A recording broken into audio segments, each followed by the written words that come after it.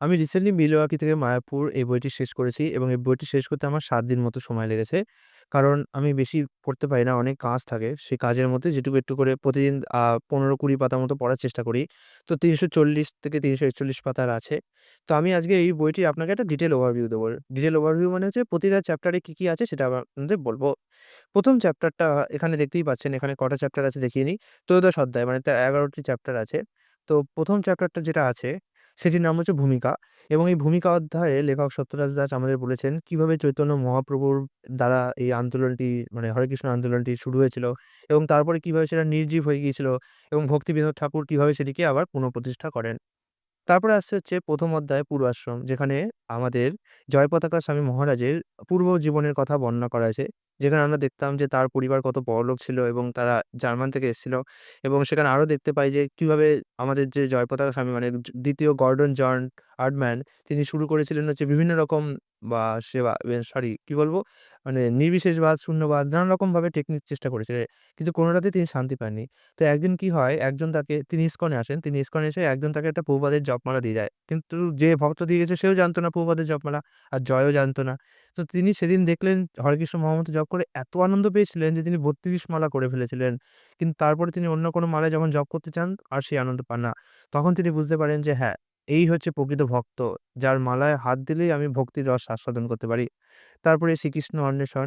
এখানে আমরা দেখতে পারবো যে কিভাবে আমার জয়পতাকা স্বামী তার জীবনটাকে উৎসর্গ করে আস্তে, আস্তে ভক্ত হওয়ার চেষ্টা করেন। এই অধ্যায়ে কিছু সুন্দর, সুন্দর ছবি রয়েছে। সৈনিক হিসাবে জয়, এখানে জয়পতাকা স্বামীর পাসপোর্ট, কিছু ছোটখাটো ছবি রয়েছে। এটা হচ্ছে পুরনো প্রাচীন মায়াপুর, প্রাচীন মায়াপুরের বন্যার টান ইত্যাদি ছবিগুলো রয়েছে।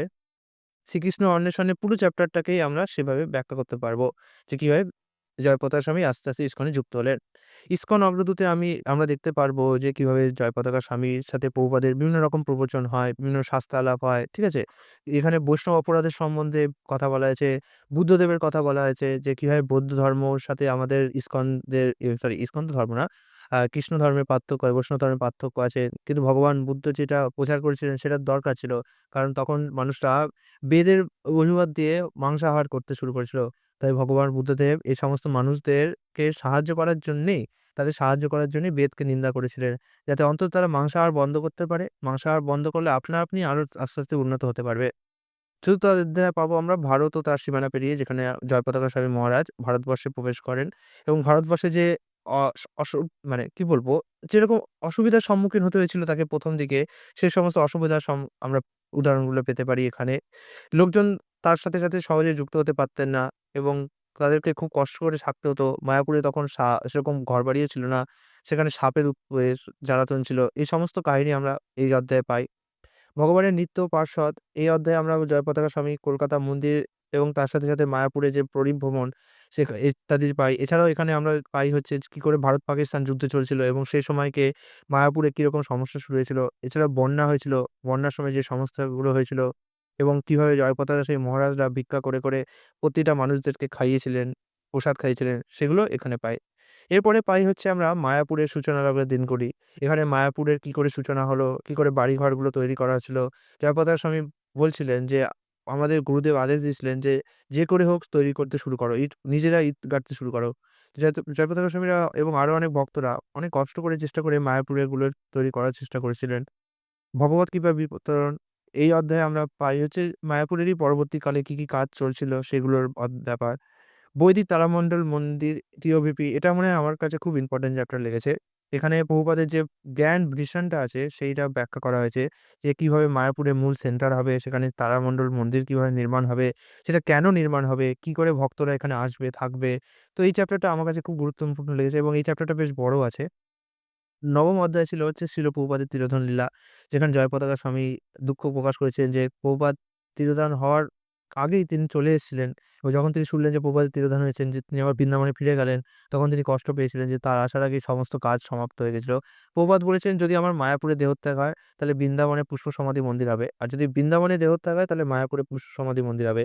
এই কারণে মায়াপুরে যেহেতু প্রভুপাদের দেহত্যাগ হয়নি, বৃন্দাবনে হয়েছিল, তাই পুষ্প সমাধি মন্দিরটা মায়াপুরে নির্মিত হয়েছিল। এবং প্রভুপাদের একটি দাঁত, কিছু প্রসাদী ফুল, সেই একটা সোনার কলসে ভরে জয়পতাকা স্বামী মহারাজ এনেছিলেন এবং মায়াপুরের যে পুষ্প সমাধি মন্দির সেখানে সিমেন্টের বেদিতে তিনি গেঁথে দিয়েছিলেন। এটা এখানে আছে। নামহট্ট এই অধ্যায়টা আমার কাছে খুব ভালো লেগেছে। কারণ এখানে আমরা নামহট্টর কথা বা ১ম জানতে পারি। নামহট্ট হচ্ছে নামের হাট।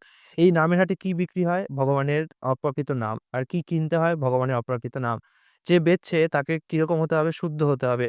তাই ভক্তিবিনোদ ঠাকুর এই নামহট্টটা ১ম শুরু করেছিলেন এবং এই নামহট্টের আমরা ১ম উল্লেখ পাই শ্রী গদ্যম কল্পোদ্যম মানে শ্রী গদ্যম কল্পটবী নামক একটি বৃক্ষ যেটি ১৮৯১-৯৩ খ্রিস্টাব্দে শ্রীল ভক্তিবিনোদ ঠাকুর রচনা করেন।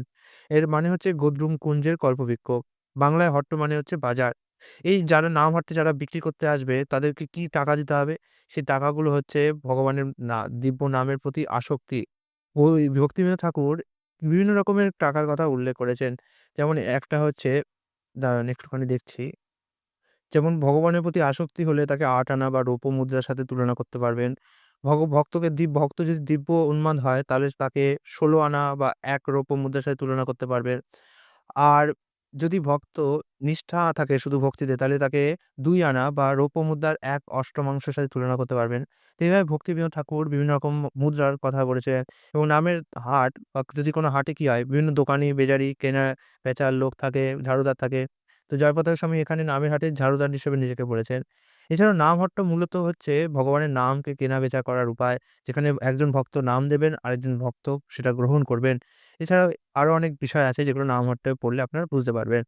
একাদশ অধ্যায় আছে হচ্ছে সারা বিশ্ব জুড়ে প্রচার। যেখানে আমরা দেখতে পাই কিভাবে জয়পতাকা স্বামী সারা বিশ্ব জুড়ে বিভিন্ন ইনডোর স্টেডিয়াম, বিভিন্ন অডিটোরিয়ামে যেতেন এবং সেখানকার বিভিন্ন মানুষদেরকে প্রচার করতে উৎসাহিত করতেন। বিশেষত তিনি মধ্যপ্রাচ্যে যে উৎসবগুলো হয় সেগুলোকে আ আরো বেশি করে প্রসার করতে সাহায্য করেন।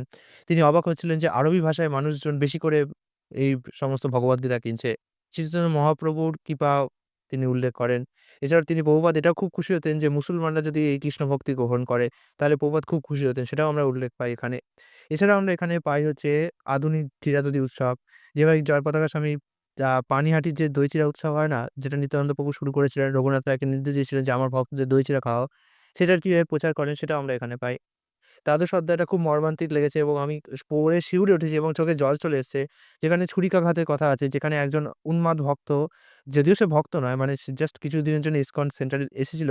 সে কিনা জয়পতাকা স্বামীকে ছুরি দিয়ে আঘাত করে। তার পুরো গালের পাশটা ছিটে যায় এবং রক্তপাত হতে থাকে এবং প্রচন্ড মর্মবেদনাদায়ক ছিল এই চ্যাপ্টারটা। এই চ্যাপ্টারটা পড়া আমার জন্য খুব ডিফিকাল্ট ছিল। যেখানে আমি ভক্তের মনোবাঞ্ছা সম্বন্ধে জানতে তো পেরেছি। কিন্তু পড়ব কি? আমার চোখে জল চলে আসলো এবং গা শিউরে উঠছিল। তবুও এই চ্যাপ্টারটা পড়লে আপনারা জানতে পারবেন যে ভক্ত মৃত্যুর যদি কাছে থাকে তাহলে ভক্তের মনোভাব কেমন থাকে।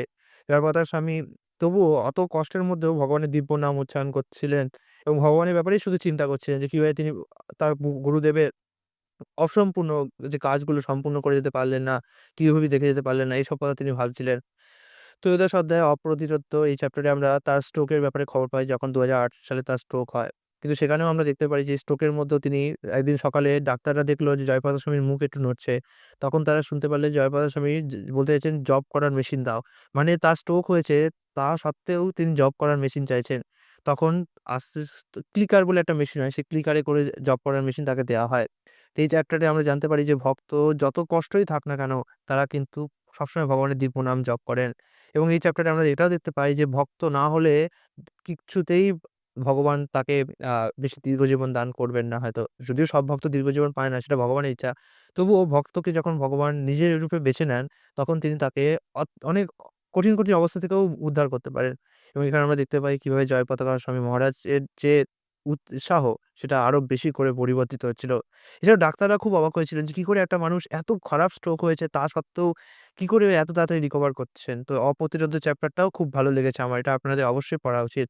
এবং তারপরে আছে হচ্ছে উত্তর কথন। যেখানে জয়প্রকাশ স্বামী ভবিষ্যতে কি করবেন, কি বই লিখবেন, আরো কি সমস্ত পরিকল্পনা আছে সেগুলো বিষয়ে বলা হয়েছে।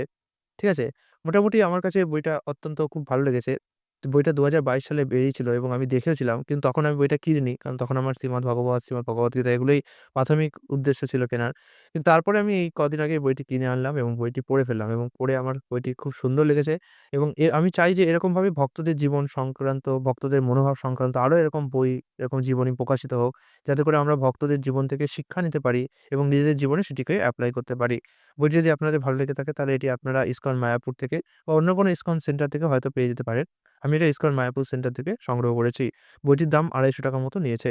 তা কেমন লাগলো আজকের এই ছোট্ট বইটির রিভিউ আমাকে জানালে আমি অত্যন্ত খুশি হব। আজকের জন্য বিদায়। হরে কৃষ্ণ।